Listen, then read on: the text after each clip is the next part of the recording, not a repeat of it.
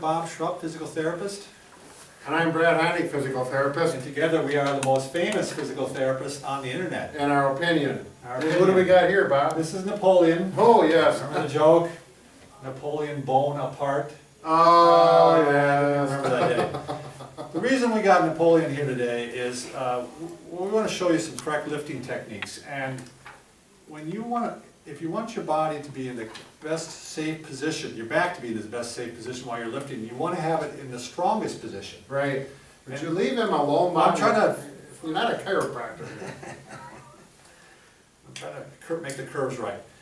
The bones, that the first 7 bones make up your neck, the next 12 bones make up your Yes. mid-back, and the last 5 bones make up your low back. But some people have 6. That's lumbar right, vertebrae. some people, very few. Now, all these bones are the strongest when they stack up and lock into place. And the way they lock into place the best is when there's a slight curve in, a slight curve out, and a slight curve in. So on Brad, can I show that on you? Sure. So there's a curve in, a curve out, and a curve in. So that's when your back is the strongest. That's when the bones are locked in place. And so that's when you lift, you want to try to keep this curve in when you're lifting. Not like that. So that's why when people, what's the first thing you always hear, Brad, when you're supposed to lift? Lift with your legs, not your back. Right.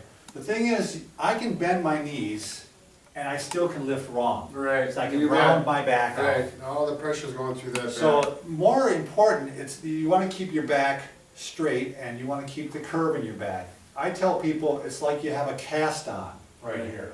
What do you use a different analogy, didn't you? It's like- Well, yeah, I tell people keep their feet apart, stick your butt out behind you, shoulders back, and that, if you think about sticking your butt out, that arches your low back, shoulders back, and then, I like the cast analogy though, Yeah, because this it's is a good a cast, you visual. can't break the Yep, cast. Right. You know, you Sometimes I lift up say, down. imagine you got a 2x4 duct tape to your back. Sure, that would work too. So in any way, you want to keep the back straight. You're going to want a wide base. You know, if you got a narrow base here, It's no good. yeah, there's no stability there. No strength. So you can go wide base, and we're gonna lift this box here. You can go wide base, you can face the box, or you can do a stagger lift. Sure. Again, both are wide base. Right. Going up, you're keeping the back straight. You're gonna bend down. The other thing you wanna do is you wanna keep your head up. Because this is, if you ever see a weightlifter when they lift weights, they get the big bar on and they're doing squats. Yeah. And what are they doing? They keep their head up like this. Sure, you bet. Because as soon as they bring their head forward, their Yeah. back comes forward.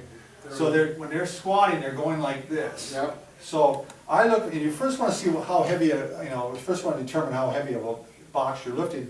Maybe kick it a little bit and get a sense for how heavy, and this isn't very heavy, obviously. So I'm gonna do my stagger lift. I'm gonna get my back in the right position, kind of tighten it up, get my head up, and I'm gonna reach down. Am I missing anything else, Brad? How can you see if your head's up, Bob? I look down, I glance down, Okay. and I grab the handles, and now I'm ready to come back up. And again, I'm using my legs, but I'm keeping my back straight, keeping the loads close. Right, right. Not trying to, the only thing you want to put out here is garbage or wet babies, right? So you keep Not it for close. very long. Yeah. So you keep it close, and now you're not going to want to do this. That's a twist Right, and a right. bend. So whenever you're turning, you want to go ahead and move your feet and put it down. Right. Okay. Anything else, Brad, that you No, want to point no. out about lifting? No, one thing I say for people to remember, to bring their feet wide apart, think about football players when they're at the line of scrimmage. Sure. You ever see them line up like this, with their feet together, they're tippy, they're not straight, and their backs are straight too, they're down over, but boy, their backs are straight, they got a wide base, because they're strongest at that point. And the same thing here. I always say dance with it, you're gonna be dancing with it, so Sure. you're moving your feet, as opposed to the twist.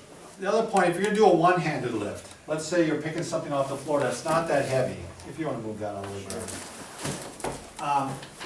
Whenever possible, what you're going to want to do is, what they call is actually forming the complete bridge.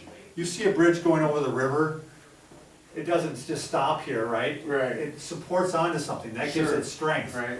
And the same with your back. If you support here, now I've got some support on my back and it gives me strength, and now I can bend down and again keep my back straight, but this even takes more stress off the back. Right.